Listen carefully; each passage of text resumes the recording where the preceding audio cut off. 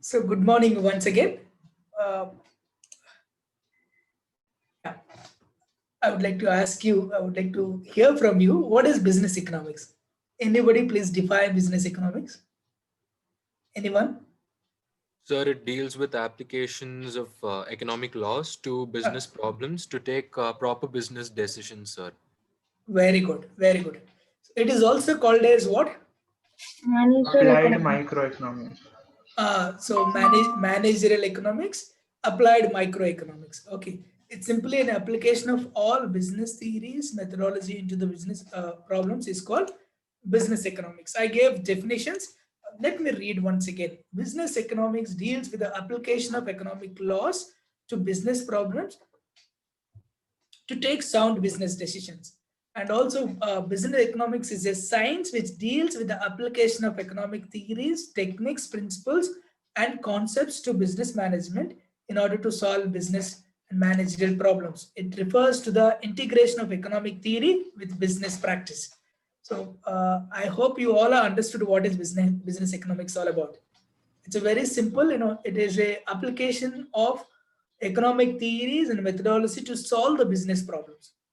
So to get an optimum solution to the business problems, I gave one, yeah, this one, it is a process of, application of economic theory methodology to solve the business problems, to get an optimum solution for the business problems.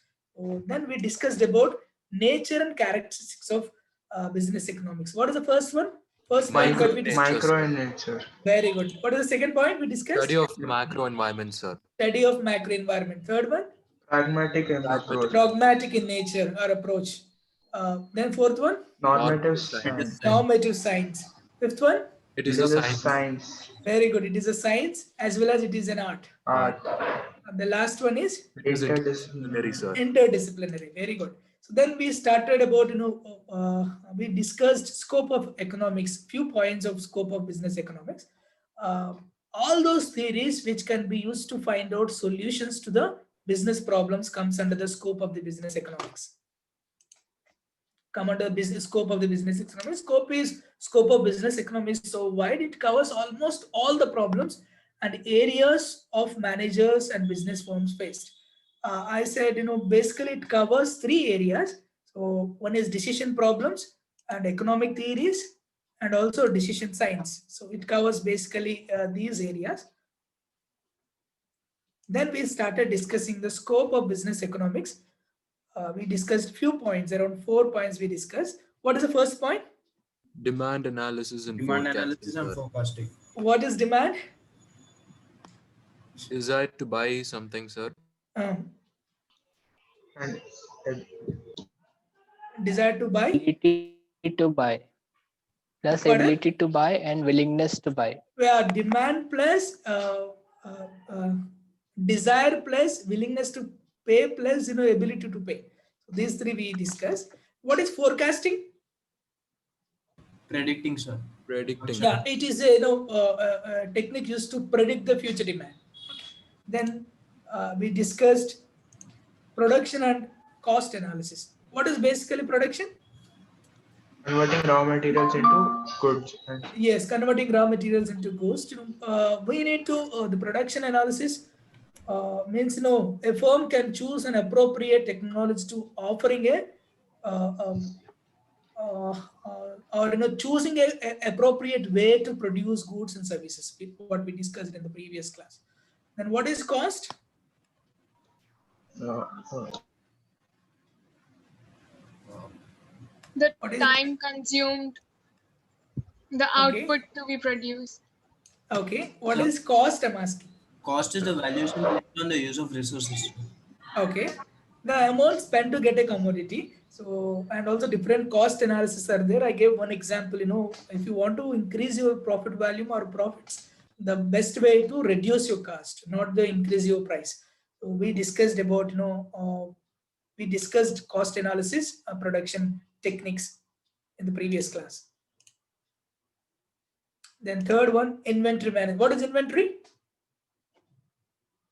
Storage. Storage. Good. Stock. Yes. The costs associated with the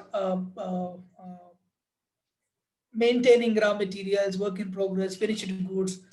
Yeah. The fourth point, what we discussed, Market. market structure and Market pricing structure and policy. pricing policies. What are the different market structures are there?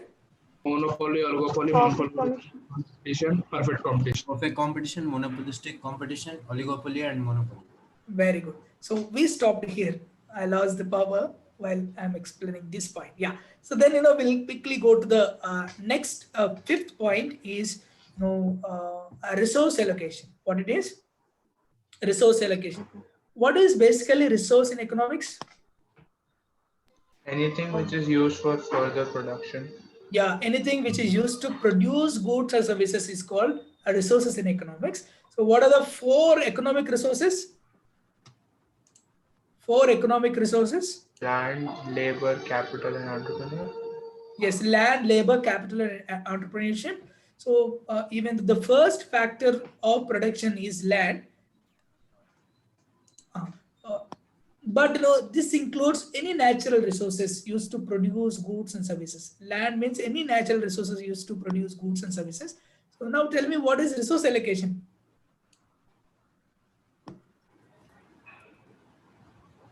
It is a process in which a company decides where to allocate scarce resources for the production of goods and services. One of the nature of these resources, all these resources are scarce. So what is resource allocation? It is a process in which company decides where to allocate scarce resources for the production of goods and services. So it's very, very important. What are frequently used resources? Frequently used resources in company, in every business. Apart, of course, land, labor, capital, and entrepreneurship. Other than that, have you heard about any other frequently used resources in business? Have you heard about physical resources? We discussed it, as man-made resources, isn't it? What are they? Cement, Yeah, building, machinery, vehicles, systems, all these production facilities, all these come under physical resources or man-made resources. What are intellectual resources? Have you heard about this one? Intellectual resources.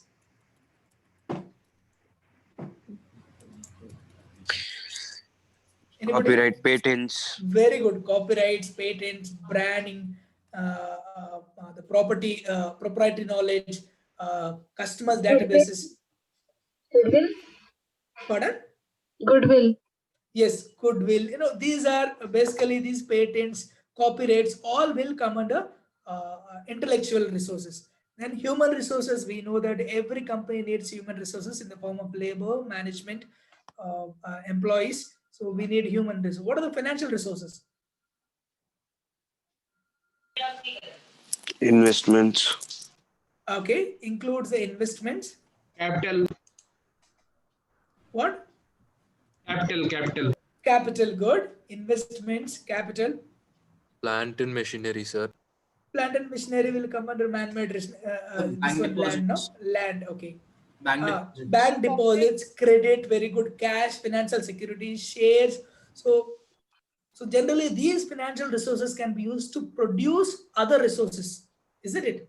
All other resources, what we discussed in the previous discussion, maybe land, labor, capital, entrepreneurship, or human resources. All these resources can be produced produced by the financial resources. So it is very, very important. So resources are scarce. We discussed, almost one class on that. Everybody knows that everybody's resources, every firm's resources are scarce. So we have to be very, very careful while you are allocating the resources.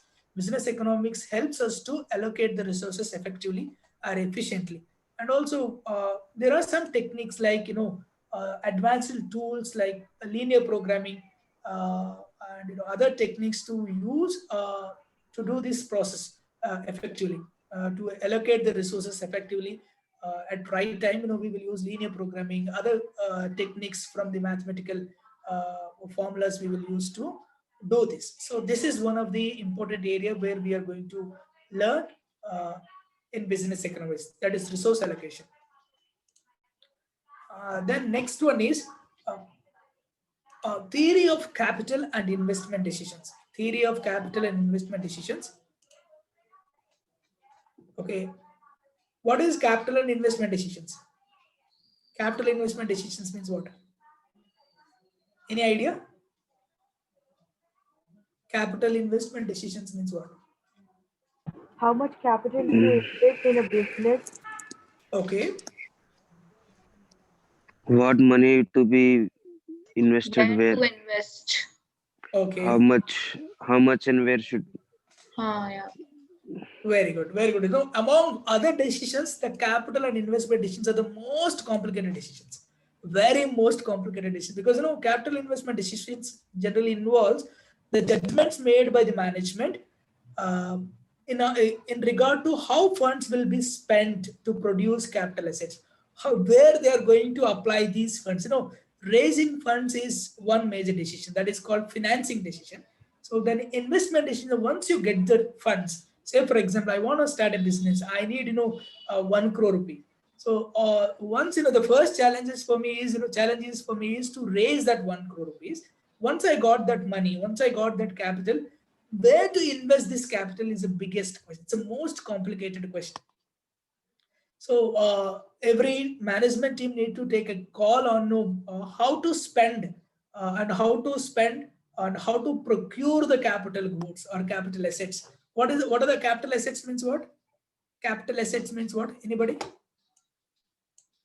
Sir, assets which are used over a period of time, more than a year. Very good. Assets which are used over a period of time, and also that property that is expected to generate the value over a long period of time, isn't it? So all these capital assets form the productive base for an organization. What are the example for the capital assets? Machinery, Machinery, good. land and Land. building, Land and building. So big equipment. So big Stocks. vehicles. Yes, all will It come could be under. property too. Yeah, property too. The So place where you work. yeah, that is land and building. It will come. So these are very important. To acquire capital assets are very important for every business, because these capital assets form the productive base for an organization. So capital investment decisions also called as capital budgeting in financial term. Have you heard about this word, capital budgeting? Anybody? Capital budgeting. Yes, sir. What it is basically? Sir, it is to evaluate potential major projects or investments. Okay. The business Good. undertakes it. Yes, you are really correct. It is, evaluate major projects and investments. So generally, new plants, equipments. So whenever you want to take a major decisions, we can use this capital budgeting techniques to take a major decisions. So it is a process of involving, analyzing the project, every individual project, cash inflows and cash outflows, where we are going to concentrate. So we will convert all those cash inflows into the present day, and convert into the present, current price. Then we will compare what is the difference between these inflows and outflows. It's very important, capital budgeting decisions, and also capital budgeting techniques used to evaluate major projects and investments. What are the anybody studied what are the capital budgeting techniques? Anyone? Capital budgeting techniques? Sir, net present value. Sir, payback method, sir. Good. So that is Internal payback. rate of return. Yeah, payback method, net present value, internal rate of return. These three basically, other things also there. So these are traditional techniques, discounted technique. There are two types of techniques are there, capital budgeting techniques. So payback period is one method, and net present value IR come under discounting techniques. Rate of return. Yeah, internal rate of return. So there are some techniques which are which are very helpful to the business concerned to evaluate the long-term projects. So any decision, any long-term decisions, long-term investment decisions, we are going to use these capital budgeting decisions or capital budgeting techniques. This is very important aspect. there are different kind of methods are there to help in the capital budgeting decisions. It's very one of the complicated decision, but anyway, we are not going to study these capital investment decisions in our syllabus, but we have only one concept called discounting principle. So that is come under capital budgeting technique. So we are going to study that concept. The remaining all other capital and investment decisions we are going to study in your next semester while you are studying the financial management. So entire unit is dedicated for the time value of money over there. This is all about it's a theory of capital investment decisions. Anyway, this first unit only we are going to study discounting principle. Basically, discounting principle come under this capital budgeting techniques. Okay, this is the sixth point where we are going to cover in this syllabus. Then next one is profit analysis. Tell me, what is the profit? Anybody? What is profit? The income. The The financial income gain. which is more than what you have invested or what Okay. you actually earn. Okay, the income, SP minus CP, sir. selling price minus cost price. Sir, it Yes, is sir. extra financial It gain. is, yeah. Say for example, maybe The difference between the, you know, the Simple, amount sir. of, That's what one of the friends said. SP minus CP. no, yeah, you can't say like, say for example, I the have amount of, I have a mouse with me. It's a HP mouse. The selling price of this mouse is 700. Okay, the cost price is say for example 500. So what is the profit? 200. 200 profit for this product, isn't it? When I'm talking profit, so it is all about organization profit. Is it the HP company's mouse wing profit is 200 rupees? No, sir. No. Then tell me, how do you define now? All the costs, like including transportation cost and raw materials. Yeah, that's included in the money the- you buy it, no? Yeah, At the starting. simply we can say that no, it is a difference between the revenue and the cost. Instead of telling that selling price and cost price, Yeah. we can say the total revenue and the total cost, isn't it?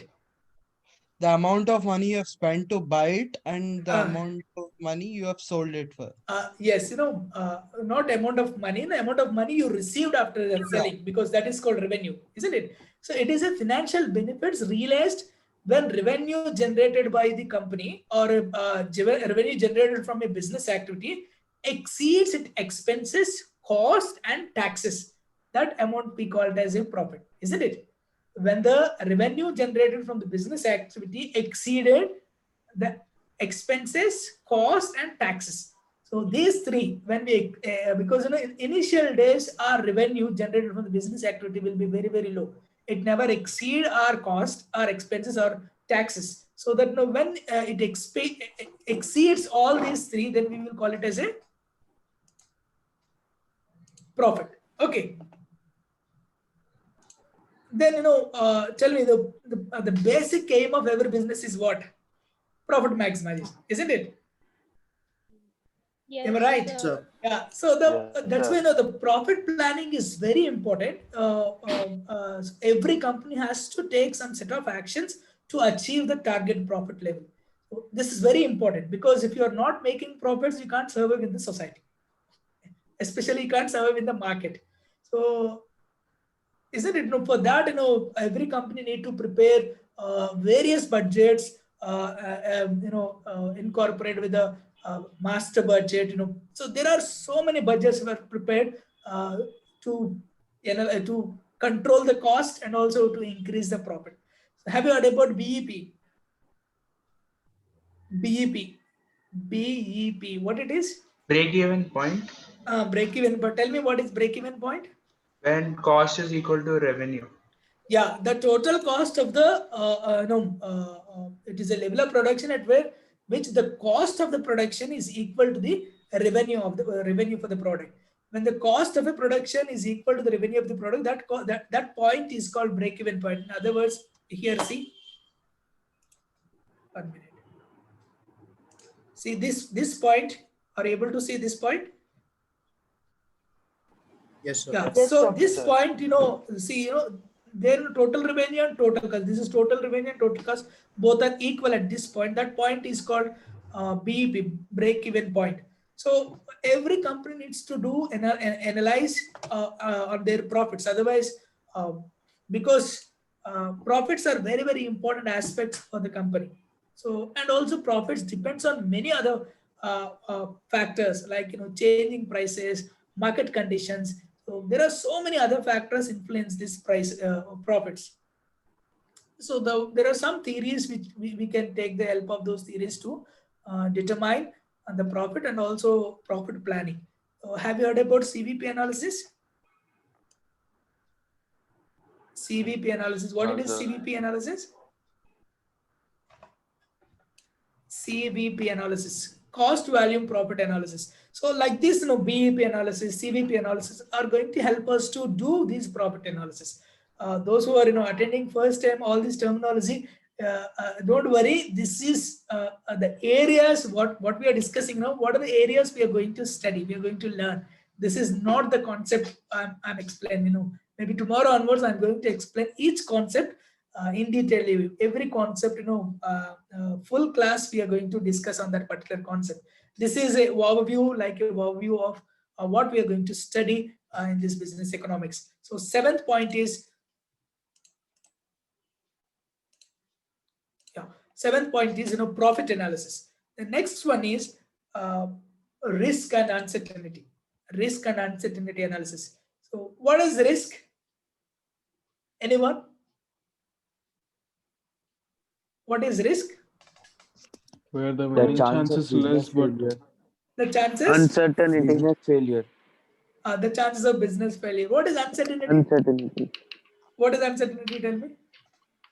Anything can happen anytime. Anything? Can happen anytime. Yeah, anything can happen, anything. Generally, in case of risk, all possible future events or consequences of an action or a decision are known. We know what are the possible consequences for a particular decision, or what are the possible consequences for a particular action. We can guess it. We know that is the risk involved in that particular decision. But in case of uncertainty, we don't know what is happening, what will happen in the future, isn't it? So a risk is inherent in every business enterprise. Am I right? Yes, Yes, sir. sir. Yes, sir. And a good risk management is an essential aspect of running a successful business. Most businesses operate under certain amount of risk and uncertainty, so you can't avoid that. Because why many people are not going for the business, even though business gives more revenue? Generally, risk involved in the business is very, very high. The possibility of loss, the possibility of the uncertainty in the future, it's always there in the business. That's why we have to do some risk analysis. What are the different types of risks are there? Anybody? Investment and shares. Okay, investment and shares. Value at Financial. Pardon? value at risk. Okay, value at risk. Of machinery. Inflation, we can call it as the economic risk, because the economy constantly changing as market fluctuates. We don't know when the economy will fall, when the economy will our company is surely influenced by the economy, the changes in the economy. That is called economic risk, and compliance risk, financial risk, reputation risk, competition risk. There are so many different types of risks are there, but other than Financial all risk. this, yes, correct. All other things, the financial risk plays very, very important. Companies must always concerned with financial risk. So basically, financial risk is all about, again, divided into market risk, credit risk. There are different types of risks are there: credit risk, liquidity risk, operational risk, and yes, these are the various types of financial risk. So we don't know what has happened in the business. So much of risk involved. Say, for example, what happens when there is a substantial change in the particular marketplace in which company competes. We don't know what is happening in the market. That is called market risk. So, and also when we provide credit to the customers, So we are expecting, we are expect that, they will pay on time, isn't it? Sometimes they fail to pay on time. That is called, credit risk. Sometimes, we fail to pay our payments to the, creditors. That is called, credit risk. So like that, there are liquidity risks. Sometimes we are not able to convert our assets into cash. So basically, it refers to how easily a company can convert all assets into the cash, or converts its assets into cash whenever it is needed. So that is called credit risk. Like that, there are so many risks involved in this business. So business economics helps us to analyze the risk and uncertainty. So next point, this is the last point. Yeah. This is, not only all those above 8 points.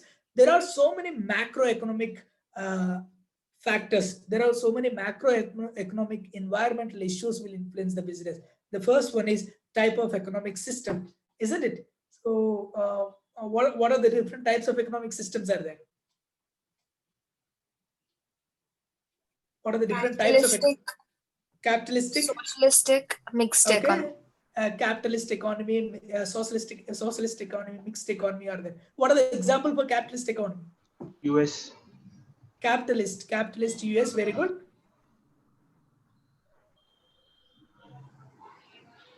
Anything else? Yeah, Japan will come, France will come. So then what are the example for socialist economy? China. China. So one more important country you forgot. North Korea. No, India is mixed. North Korea. Yeah, North Korea is the best example for socialistic, because whatever government decides there, that will only. So like that, economic system is also going to influence the see this So pure planned economy means socialist economy. Pure free market means capitalistic. Mixed economy has both the characteristics. In North Korea, China, Venezuela, these are the examples for the socialist learning or socialist economies. France, Sweden, US, Japan are come under capitalist economy. So are India one of the best example for a mixed economy. The economy system also, we need to understand economic system also as a part of this one. The second one is I'll quickly read this. The stages of business cycle. What is business cycle? The business cycle is basically Rotation of money. Okay. There is a time where the business is at boom, and there suddenly the business falls. So very good. the entire Very good, very good. So these are the comprised of concentrated cyclical upswings and downswings in the broad measure of economic activity. These are ups and downs in an economy, isn't it?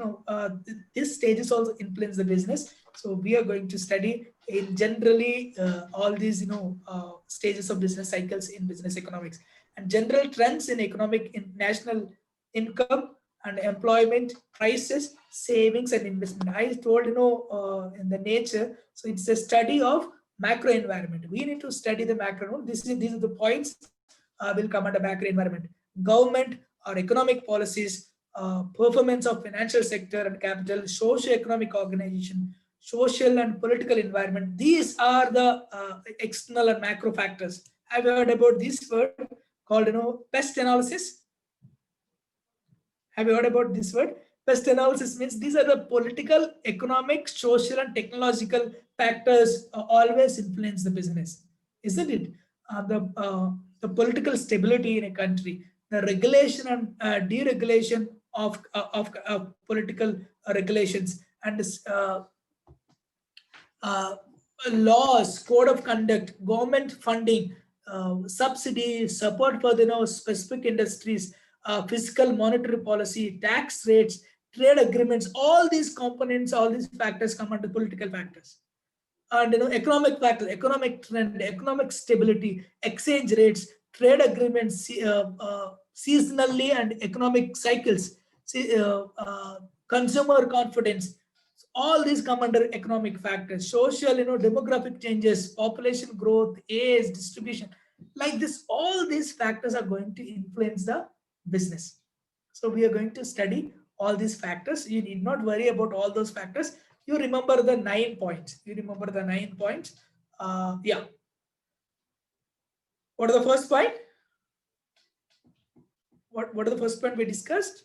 Demand analysis. Demand analysis and forecasting. So Forecasting. production and cost analysis, inventory management, market structure and price policies, resource allocation, theory of capital and investment decisions, profit analysis, risk and uncertainty analysis, and also the last one is macroeconomic factors. Macroeconomic factors. If you just 9th point I added extra. If you want to write, you can write. Otherwise, you can end with the first 8 points. So these are the areas the business economics is going to cover. So we will discuss everything in detail. And also, if anybody forgot all these points, so whatever concepts are there in the first unit, you can explain those concepts also as scope of business economics. Understood?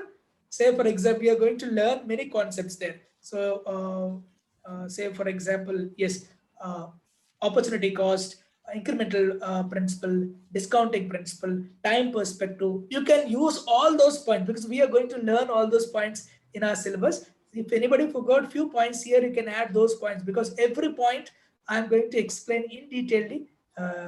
So from tomorrow onwards, you can write those also for final exam. One more thing, many students are asking, any questions? Any questions here? No, sir. No, sir.